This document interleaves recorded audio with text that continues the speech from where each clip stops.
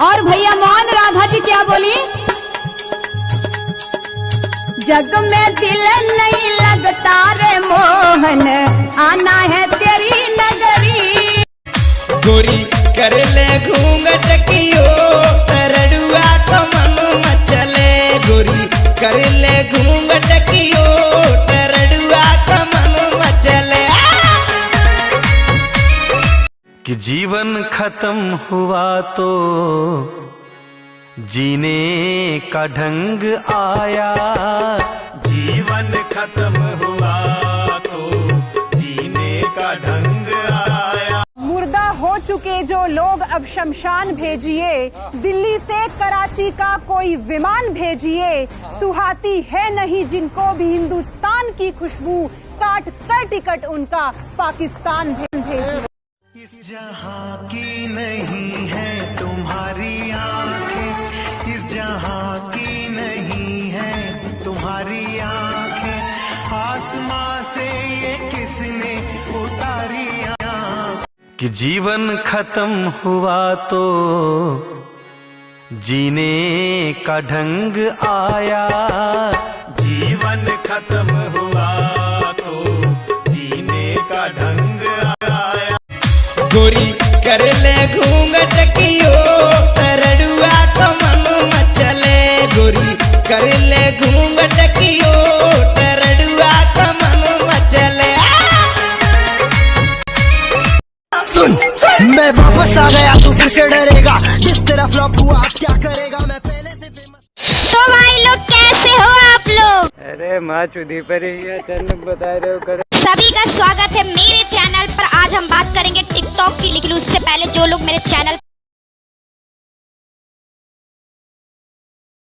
पर नए हैं वो जाकर के मेरे चैनल को सब्सक्राइब कीजिए और बेल आइकन को भी जरूर क्लिक कीजिए ताकि आपको मेरी वीडियो की नोटिफिकेशन सबसे पहले मिले। तो चलिए शुरू करते हैं। उसने बोल ही डाला बेटी चोट, घर पे लूडो खेलूंगी, वो बोली निकल लौड़े, पहली फुर्सत में निकल।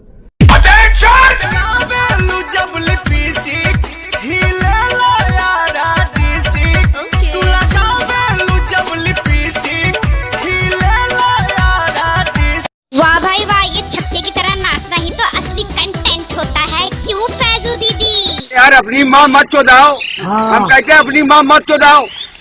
सच कह रही हूँ, ये चूतिए बना रहे हैं पब्लिक को, ठीक है? सब मिलकर हमको पागल बना रहे हैं, मादा चौथ के बच्चे। तो भाई आगे हम बात करेंगे टकला मंजूल की। तुम टकला सागर बोल दिया रिपोर्टर। नहीं तो मतलब भाई सॉरी गलती हो गई। मंजूल दीदी तो हमसे नाराज हो गए, पर कोई बात नहीं, हम लोग अपनी वीडियो में आगे बढ़ते हैं। दोस्तों टिकटॉक में फेमस कैसे होया जाता है? तेरी माँ डिस्को कर रही थी क्या तीनों जगह? डिस्को डांस चलती? मैं बताती हूँ ना कि टिकटॉक में फेमस कैसे होया जाता है। एक मुर्गी थी, उसके 2 बच्चे थे। एक का नाम था, एक का नाम था। जब मम्मी को बुलाती थी आता था, को बुलाती थी। टाटी के बच्चे हट जाए तो मारूंगी एक घूसे, पूरे तेरे नाक के टाटी निकल जाएंगे। समझ में आया? अभी अभी उठाऊं मैं, चाय पीऊंगा, नहाऊंगा, उसके बाद टिकटॉक की। पर फैजू दीदी आप तो कह रहे थे कि अपनी वीडियो से आप लोगों को मोटिवेट करते। बाहर निकल, आज तो हम टंगड़ी तोड़ के रखते हैं। लंड लगाऊंगा इनके गांड में, इनकी माँ की भोसड़ी। आपका उद्देश्य बदला तो क्रिया का फल बदल गया। कई बार सुनाया है। एक दुष्ट स्वभाव वाला आदमी था, तो जंगल में गड़ासा लेके खड़ा होता। वहां से चाहे वो महात्मा निकले चाहे वो गृहस्थ निकले, पहली बात उसका दंड कमंडल रुपया पैसा छीन लेना और दूसरी बात उसको जिंदा न छोड़ना। तो मौज। ऐसा हिंसक क्रूर स्वभाव का था, छीन लेना और मार देना। बहुत ध्यान से सुनना, ऐसा ही करता। अब एक महात्मा जो बड़े भजनानंदी तपस्वी त्यागी थे, तो ऐसे संतों के दर्शन मात्र से पाप नष्ट होते हैं। संत दरस जिम पातक टरे, बड़े भाग पाइप सत्संगा, विनय प्रयास होई भव भंगा। ऐसे महापुरुष का सानिध्य जो ही मिला तो उसने उठाया गड़ासा। तो उनका क्यों भाई, क्यों मारोगे? बोले हमारा व्यसन है, मारना हमारा स्वभाव है, हमारी आदत है, हमें नशा है, हम सामान छीन लेते हैं, मारते हैं। बोले ऐसी दुर्गति होगी तेरी कि तुझे पता नहीं। वो तपबल संपन्न थे, वो जो जो बोल रहे थे वो ऐसा लग रहा था कि उसके दिमाग पे लग रहा है। थोड़ी ही देर में संभाषण मात्र, एक तो दर्शन दूसरा संभाषण, तत्काल उसके हृदय में कंपायमान, हृदय में भय पैदा हुआ, चरणों में गिर गया। महाराज मैं तो बहुत पाप की, ये देखो संत दर्शन का फल, कोई उपाय बताओ। महाराज सब छोड़ दूंगा यदि मुझे शिष्य बना लो।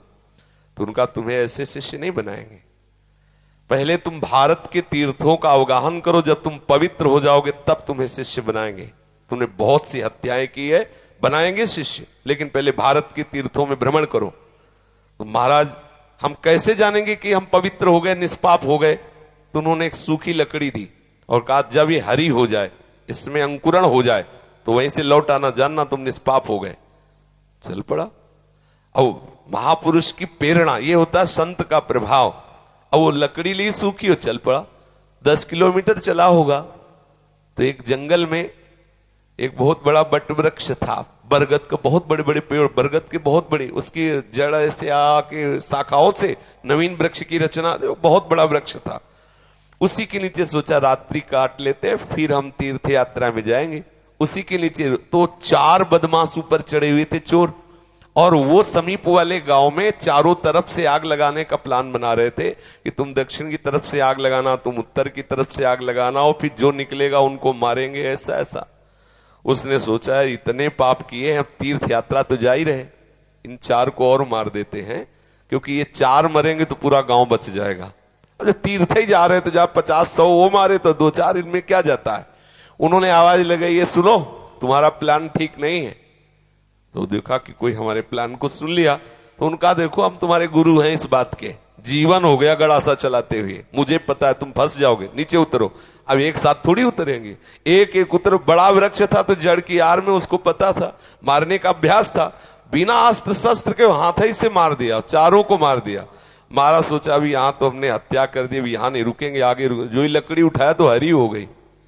गुरुजी लोग कहा था लकड़ी हरी हो जाए तो वापस आ जाना तीर्थ यात्रा। अभी तो कोई गंगा नहाया नहीं, जमुना नहीं नहाया, तीर्थ यात्रा नहीं की, और लकड़ी हरी हो गई, पर गुरु ने कहा था हरी हो जाए तो वापस आ जाना। वापस चला गया। जो ही पहुंचा, कहा गुरुजी दंडवत। बोले तीर्थ यात्रा के लिए भेजा था, वापस कैसे आ गए? बोले आपने कहा था जहां आपकी लकड़ी हरी हो जाए वहीं जान लेना, पवित्र हो गए। तो गुरुजी लकड़ी तो हरी हो गई। तो बोले किस तीर्थ में लाया? बोले ना आया नहीं, 4 को और मार दिया। बोले 4 को मार दिया तो और पाप बढ़ना चाहिए, कैसे क्या? तब उन्होंने बताया पूरे गांव की रक्षा करने के भाव से मैंने 4। तो बोले देखो बेटा, अभी तक अपने स्वार्थ के लिए मारते थे, उद्देश्य था आपको अपने स्वार्थ का, तो वो पाप हुआ। लेकिन पूरे नगर के गाय बैल जीव जंतु स्त्री पुरुष बच्चे सबकी रक्षा का उद्देश्य रख के 4 को मार दिया, तो वो महापुण्य हो गया। अब समझे, क्रिया वही है, उद्देश्य बदल गया तो फल बदल गया उसका। आप गृहस्थ में जो क्रियाएं कर रहे हैं वही क्रियाएं प्रभु के लिए करने लगे, उद्देश्य बना ले प्रभु की प्रसन्नता, बात बन गई।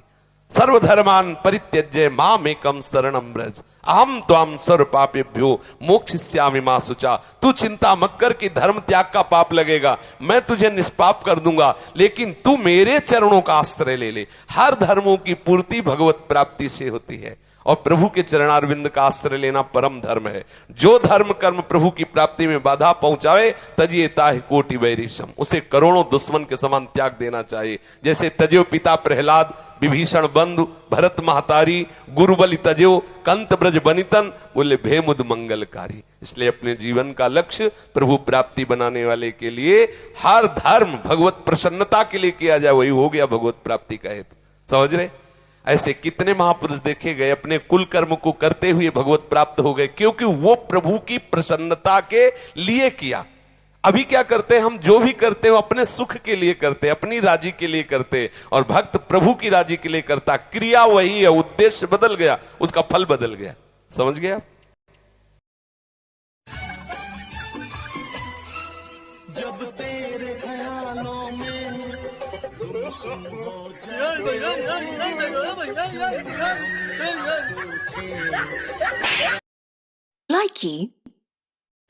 राशन के लिए सभी लोग लाइन लगा के आइए।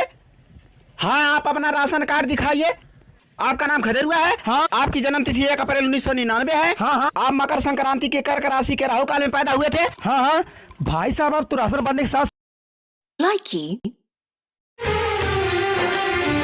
सुना है तेरे दर पे जो आ गया है, मोहब्बत से ज्यादा वो पा गया है। सुना